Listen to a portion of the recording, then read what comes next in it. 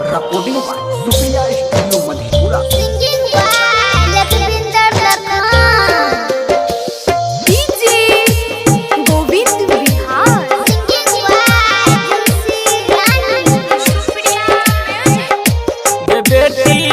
पापा के पगड़ी के लाज राखी है,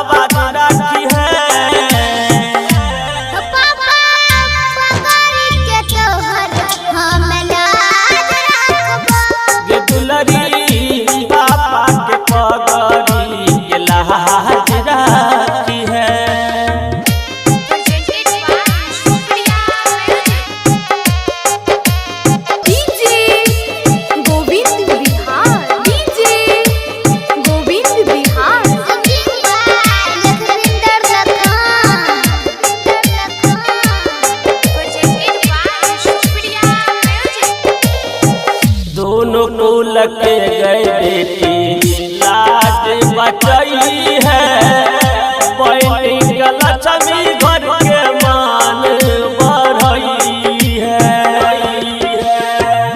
दोनों कुल के हो पापा लाज बचाई बा, बहनी का लक्ष्मी घर के मान बढ़ई बा।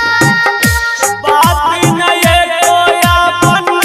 पापा के भूलई है, सास ससुर के सेवा तन मन से करी है। दाग लगा के जातिया डूबा नहीं है, दाग लगा के जातिया डूबा नहीं है। पापा पकड़ी के तोहर हम लाज रखबो, ये दुलरी पापा के पगड़ी के लाज राखी है।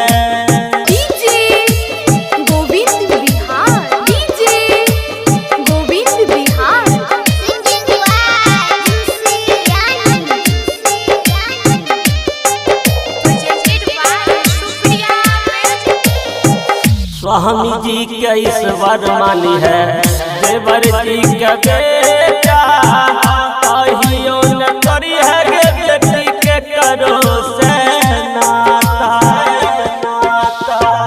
स्वामी जी के ईश्वर मानबा, देवर जी के बेटा कहियो न करबो बेटा से ज्यादा कलियो तोरा पा भरोसा, कहियो न करी है बेटी बाबूजी के याद।